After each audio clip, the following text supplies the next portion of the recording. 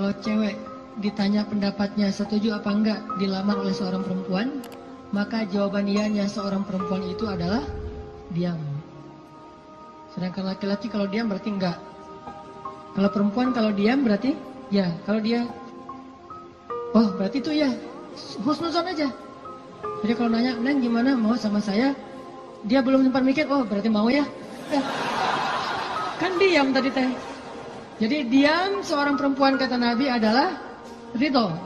Diamnya adalah ridho. Karena kalau dia tidak ridho, dia mungkin akan merespon dengan bahasa-bahasa yang baik. Atau bahasanya bukan diam, pasrah. Saya ikut aja gimana emak sama abah gitu. Ini berarti ridho. Bukan berarti dia, kamu kok gitu sih sama aku, kamu nggak sayang, nggak cinta dan segala macam gitu. Dia mah nggak akan ngomong kayak gitu. Dia diam atau dia bilang ya udah ikut aja, berarti dia ridho.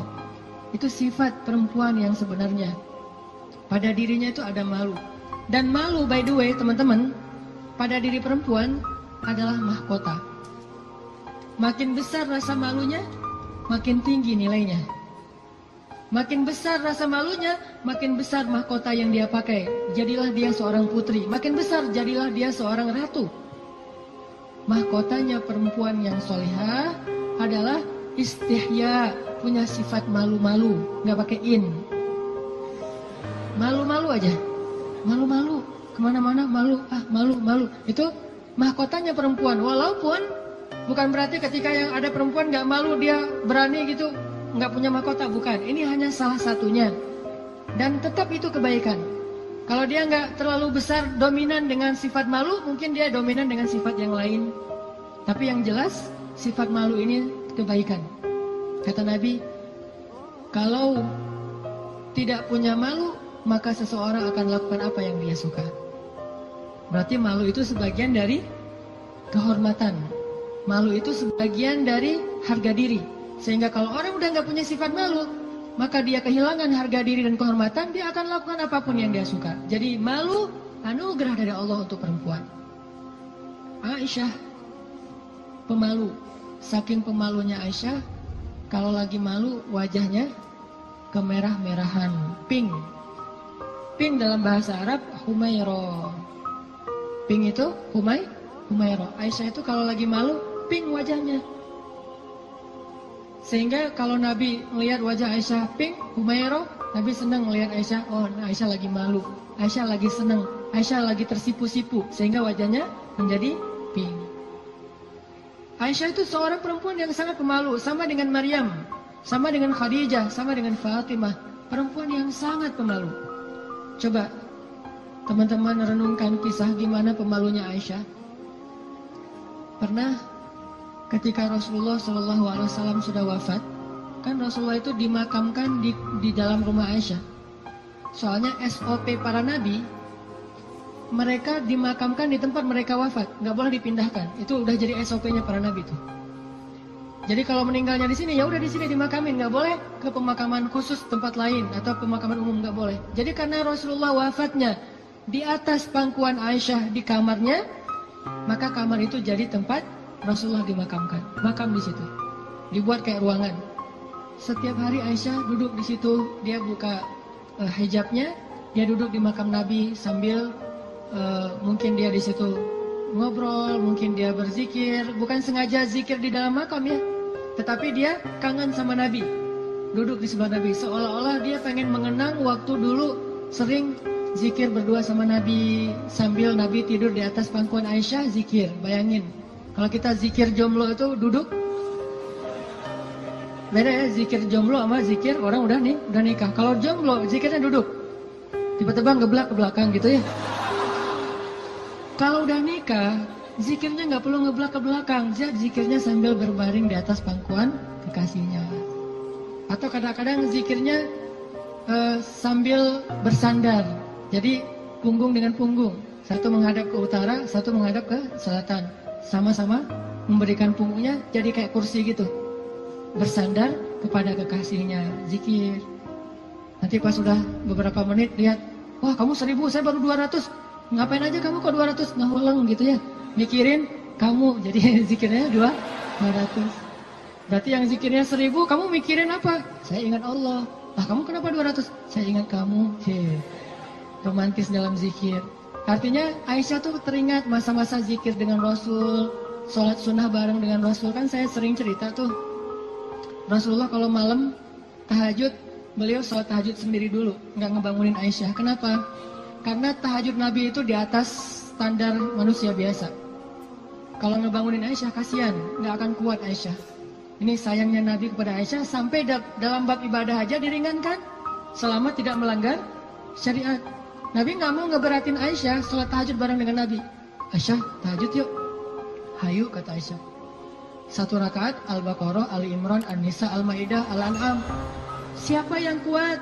Nggak usah Aisyah, Abdullah ibnu Mas'ud aja pernah jadi makmum dadakan di belakang Nabi, itu hampir batal sholatnya. Wah, Nabi lagi sholat tahajud, nggak makmumin udah aja makmumin. Nabi baca Alif Lam Mim Dzalikal Kitabul La Raiba Fi. Abdullah masih antang-antang aja. Lama-lama kok udah setengah juz ya perasaannya. 1 juz, 2 juz, sampai selesai Al-Baqarah. Mulai ini Abdullah curiga nih. Masuk lagi Alif Lam Mim Ali Imran.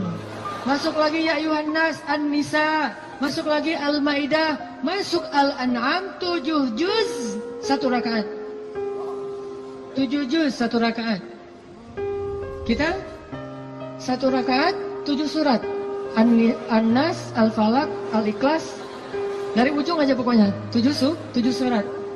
Ini 7 juz 1 rakaat. Atau kadang-kadang kita 7 rakaat 1 surat. Yaitu Al-Ikhlas terus. Asal sholat pasti Al-Ikhlas. Walaupun kalau dia membaca Al-Ikhlas itu karena cinta kepada surat itu, dia akan masuk surga dengan surah Al-Ikhlas. Masalahnya kita benar nggak sih cinta ke Al-Ikhlas? Kan kita suka pakai hadis sahabat itu ya. Ada sahabat kalau ngeimamin pasti bacanya Al-Ikhlas tuh kan. Sahabat aja bacanya Al-Ikhlas mulu. Sampai dilaporin ke Nabi, ya Rasulullah dia tuh kalau ngimamin kurang variatif Kurang variatif gimana? Ayatnya monoton, Al-Ikhlas saja nggak ganti-ganti. Dipanggil sama Nabi, kenapa kamu bacanya kok Al-Ikhlas saja nggak yang lain? Ya Rasulullah, saya cinta dengan surat itu. Nah di surat itu disebutin sifat-sifat Allah. Nabi tersenyum mengatakan, kamu masuk surga karena apa yang kamu cintai. Pertanyaannya, kita gitu atau ada modus lain? Al-Ikhlas itu nggak perlu mikir dan cepat kan? Jadi bukan karena cinta banget dengan Al-Ikhlas. Ini harus jujur nih. Nabi sholat tahajud. Udah selesai tahajud, baru ngebangunin Aisyah pas witir. Jadi Aisyah itu diajak sholatnya pas witir. Aisyah, witir yuk. Kan Aisyah manja-manja gitu kan ya. Susah bangunnya, akhirnya dipercikin air di wajahnya sama Nabi. Kan saya sering bilang, percikan air ke wajah calon kita. Kalau belum ada latihan pakai guling dulu, guling di latihan. Biar pas mercikinnya itu enak gitu. Kalau ini ada lebih rezeki sedikit, beli nano spray. Kan enak tuh malam-malam nano sprayan. Jadi masuk ke pori-pori langsung segar gitu. Nah, artinya Rasulullah memercikan air ke wajah Aisyah. Ayo Aisyah tahajud. Akhirnya witir bareng. Setelah selesai witir, kan Nabi itu kalau sholat tahajud itu ini ada tutorial tahajud ala Rasulullah ya. Kan tahajud bebas sebetulnya, tapi Rasulullah juga punya style sendiri tahajudnya. Sahabat-sahabat masing-masing punya style. Ada tahajud di atas atap. Siapa itu? Bilal. Bilal kalau tahajud pasti di atas atap rumah. Umar kalau tahajud pasti depan rumah. Bukan di dalam rumah, di depan. Dia keluar dari rumahnya, tahajud di depan rumah. Bacanya kencang-kencang. Bismillahirrahmanirrahim. Satu Madinah bangun gara-gara suara Umar. Kalau Abu Bakar tahajudnya di musolanya sendiri, khusyuk sendiri, nggak mau ketahuan orang. Ini gayanya beda-beda. Gue dengan gaya gue gitu ya. Umar di depan rumah, Bilal di atas atap, Abu Bakar sendiri di dalam mihrab. Rasulullah juga punya style. Style tahajud Nabi gimana? Beliau tidur, tahajud, witir, tidur, subuh. Jadi sebelum subuh beliau tidur dulu. Cuman tidur yang keduanya Nabi bersandar biasanya. Kalau nggak bersandar di tiang, di dinding, bersandar kepada Aisyah. Itu tahajud ala Rasulullah. Nggak mungkin kita ngikutin sunnah ini kalau belum banyak sunnah yang kita nggak bisa ngikutin kalau belum nikah teman-teman.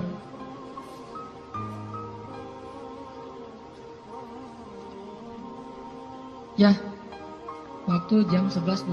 Sebentar lagi ya, 5 menit aja lagi. Ini kisah Musa. Lanjut ya, dipotong ya.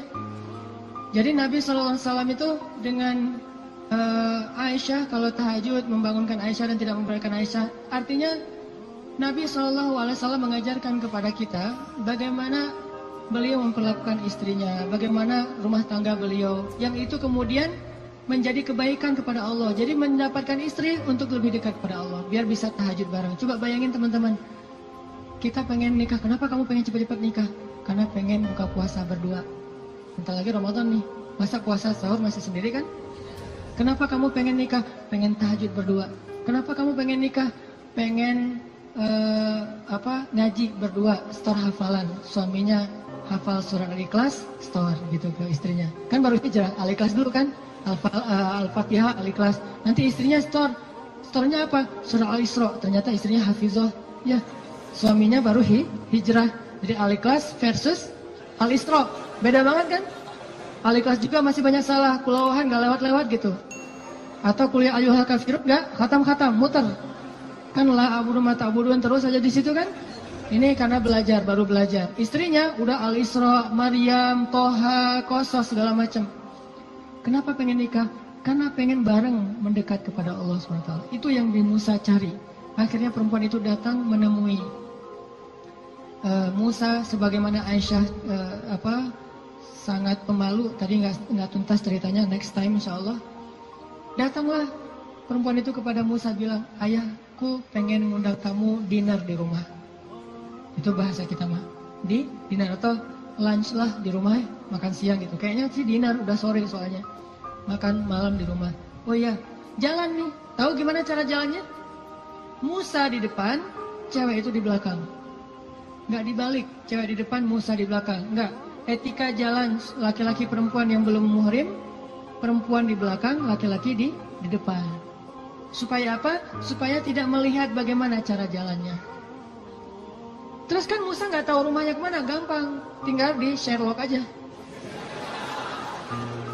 Kalau nggak Sherlock, kitanya yang jadi Google Map gitu, jadi kayak Waze gitu.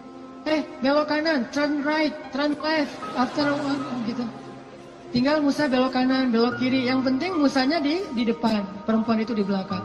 Dan itu etika yang luar biasa. Sehingga perempuan ini menyimpulkan, laki-laki ini selain kuat, ternyata amanah, nggak caper, nggak sok-sok dekat gitu kan. Kita lagi di perjalanan, daripada kamu diganggu orang biar aku jagain. Nggak, Musa itu orang yang sangat amanah. Jadi kalau belum nikah aja dia sangat jaga, jangan sampai membuat perempuan ini tercela, apalagi setelah menikah. Sampai di rumah, cewek ini ngomong ke ayahnya, ya abah, bapak gitu ya, ya abati. Itu laki-laki itu kuat dan amanah loh. Kalau ayah butuh pekerja, kayaknya dia yang paling tepat jadi pekerja di rumah kita. Ini sebetulnya kode. Perempuan kalau ngomong dengan bahasa kayak gini, berarti dia perhatian. Kalau dia udah bisa menyimpulkan dia kuat, dia amanah, dia tepat sebagai pekerja, berarti dia perhatian. Kalau enggak, dia nggak akan ngasih komentar. Ayahnya paham, ini bahasa elegan orang zaman dulu.